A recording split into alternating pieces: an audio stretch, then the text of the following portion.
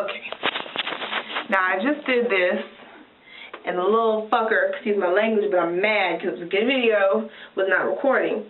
So this is going to be the second one of this video, but that's fine because there were a few key points and whatnot that I highlighted that I remember.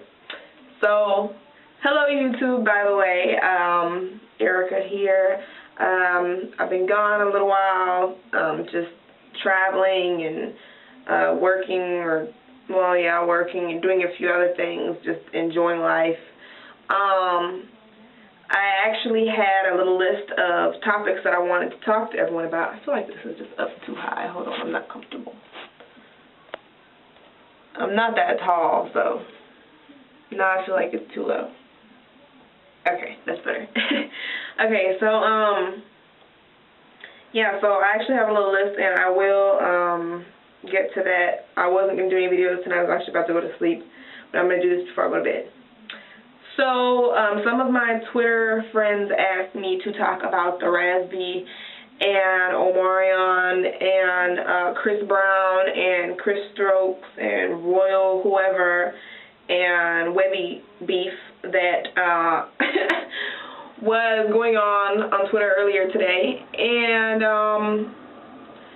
I'm not going to spend too much time on this because, number one, I already did this video and I don't like having to do things twice. And number two, I don't want to talk about those mofos all day.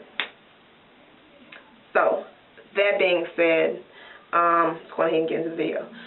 So, for those of you who are not on Twitter or do not know what's going on earlier, didn't catch it, I don't know how the hell you didn't catch it if you are on Twitter, because it was going on for about 3 hours and was a trending topic along with Homo Thug and Lil Fizz, but we'll get to that later. So, basically, Raz B is infatuated with Rihanna all of a sudden, like today. And he was tweeting her, and the first thing that I thought was, okay, maybe somebody hacked his account because he was tweeting her an awful lot, and it looked like real stalkerish. But then I realized that nobody had tweeted his account or hacked his account, that it was really him because of the tweets that he was sending to Chris Brown. We'll get to that in a minute.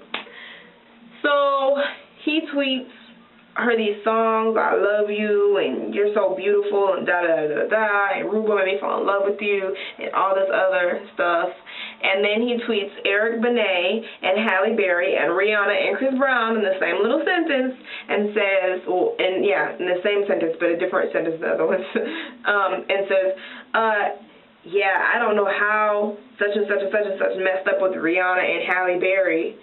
And Eric Benet never responded. And my guess was that he was probably having sex somewhere, since he's a sex addict. I'm joking. But, yeah, that's terrible of me to say. See, this is what happens when I have to do a second video. I get irritable. So, Chris Brown responded, though. He took the bait. He took it. And he starts going off and calling him, well, no, he didn't call him a butt pirate. What did he call him? No. Hold on. Since the video is 15 minutes, because I want to make sure that it's exactly what he said. Exactly what he said. He said, well, for one, oh God, for one thing, the argument went on for 3 hours, okay? That's the first thing that I want to highlight, because I had logged off and they were still arguing. How to know? Because my mother was watching the argument on Twitter. Yes, she is on Twitter, and no, you cannot have her name. So, what I'm looking at right now, I'm scrolling down some more. Oh, okay, here you go, here you go, here you go. Okay. Now we're getting to the good stuff. Alright. And I'm only going to go over this real quick. Luckily, I can do 15 minutes. If you're down to watch the whole thing, great. If not, that's fine too. Okay. So he says, nigga, you want attention. Excuse my language, because I'm not bleeping. This isn't anything high-tech. I don't have a machine to bleep out curse words. I'll just kind of censor it as best I can. Grow up, ninja. dick in the booty ass little boy. Then he says, tell me this, at RazB2K. Why, when the money was coming in, you won't complain? And these dudes need to learn how to use proper grammar. About getting butt plugged. And then he says, # homo thug. So when he said homo thug, that started like a little chain. Some of the gays are mad. Some of them are like, Chris Brown could do wrong. It's funny, huh? And then there are other people who are mad because B2K, or RazB2K was making it seem like he's all, cool with the LGBT community. And we're like, why are you even bringing us in it? Like, are you gay? Are you not gay? And then he was saying, well, I'm not gay. I was just molested. Okay, well, then why are you, trying to throw him under the bus for the gay stuff? So then he says, I'm not homophobic. He's just disrespectful. This is what Chris Brown is saying. So then he's telling him if I need tips on how to demolish my career, I'll ask you. You're an extra backup singer. Then he picked a picture of Peter Pan. He took the time to go into somebody's Adobe Photoshop and Photoshop RazB's head on Peter Pan's body on a New York subway. Baby, I don't have that much time in my day. Then, whoever the hell Ricky Romance is, all that tough guy stuff is for the birds. I'm good in L.A., homie. Remember that. Then he calls him peanut head ass. It was just so crazy. The whole thing was crazy. People are so rude. So, this is part of my, I'm not going to respond, I'm just going to keep going.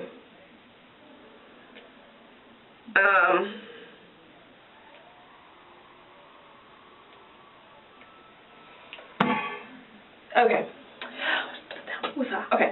So, anyways, to make a long story short, RazB responded by talking about how he had been molested and saying that, Chris Brown, your mom was a survivor of abuse. Just all kind of craziness. It got totally blown out of proportion, and then Webby got involved. I didn't even know he was a Chris Brown stan like that to get all involved, ride or die Chris Brown, you know what I'm saying? Really, Webby? And then Ricky Romance and some other people. So anyways, there were just a whole bunch of random people involved. And it was crazy. And you know what? This is my final opinion on this.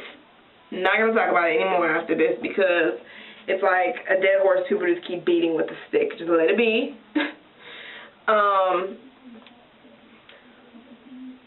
The whole thing, the whole time, all I could think was, where is their publicist?